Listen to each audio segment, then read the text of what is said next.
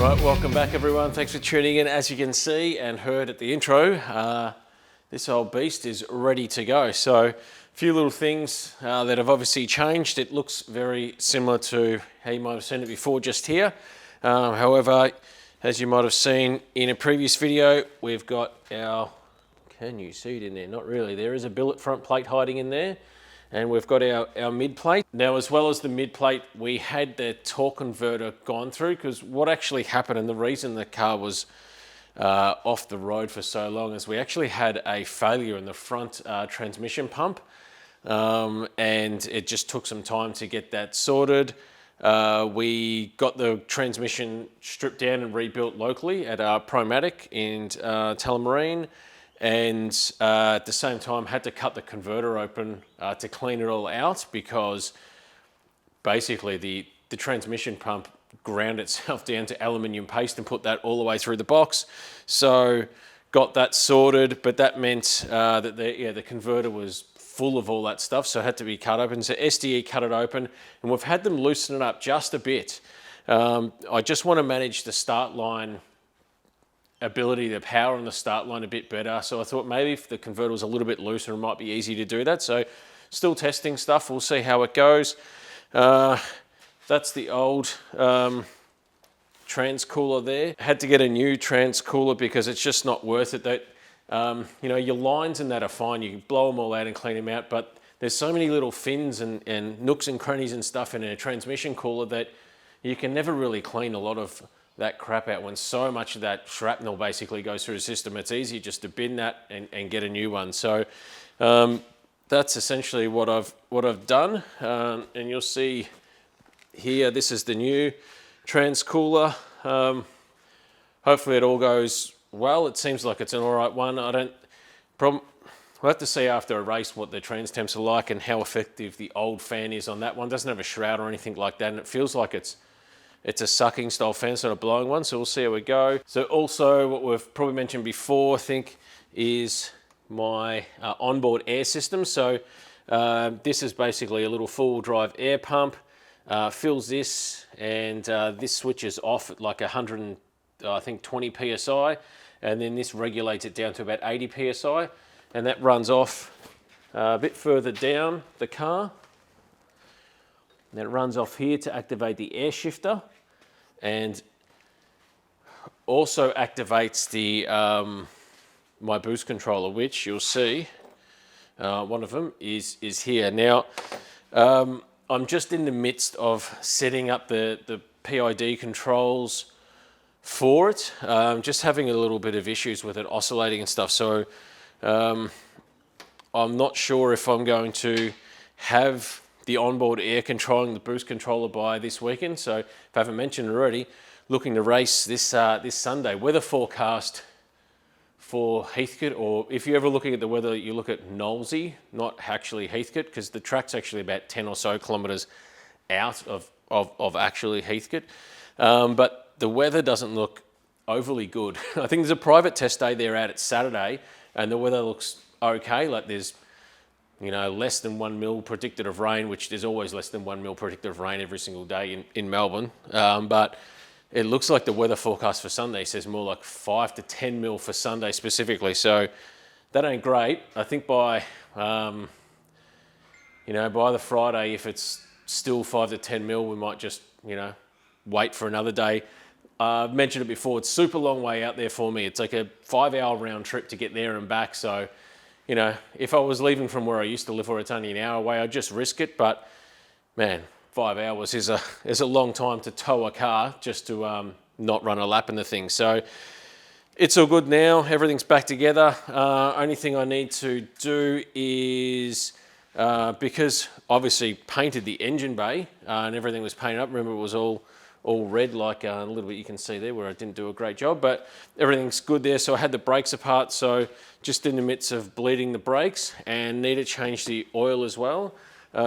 Also got some new EGT sensors, because I've got an old one here. You can see that, but it's they're pretty old, these ones. They normally got like some kind of epoxy stuff in the top of that, but they're pretty old. They were from the the 626 actually. So yeah, they can get the old heave ho. But yeah, the converter was going to, or seemingly thought it was going to be significantly, or seemed like it was going to be looser, like 400 to 500 RPM sort of benchmarking. But as you can see in the intro, we'll run a couple of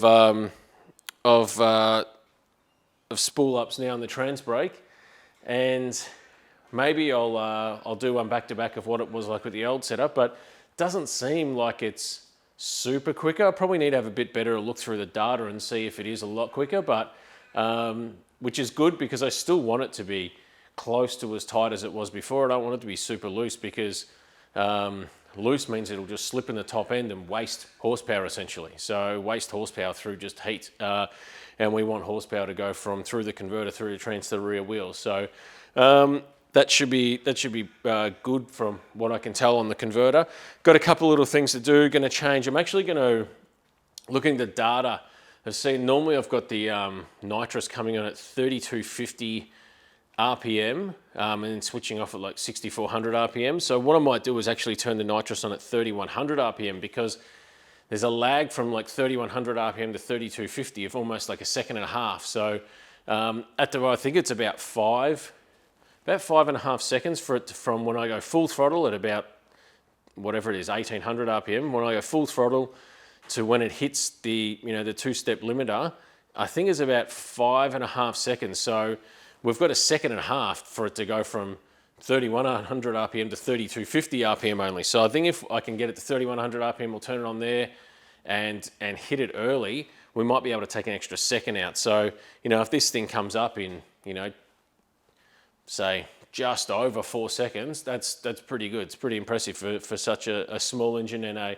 massive turbo. So I don't think there's much really to go over in the car really. So I've still got the manifold pressure running to the boost control at the moment.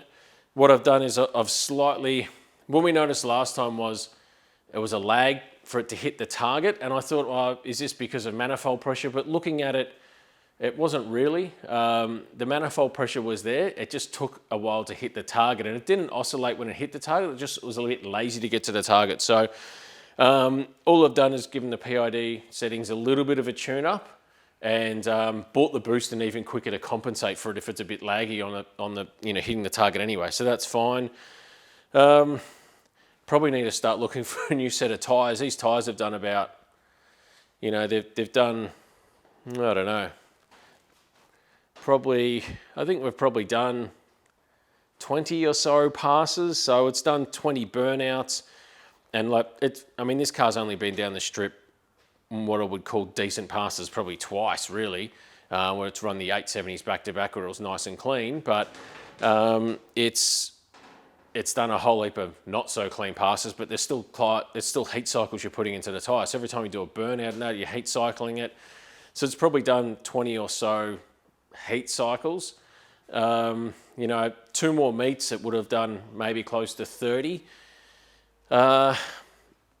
I don't know how many passes we can get out of these, to be honest. I'll have to, maybe I'll have to do some reading about it, because I know sometimes some of these tyres, if you're making, we're not making world-breaking horsepower, but, we have a goal eventually of wanting to run a high 7.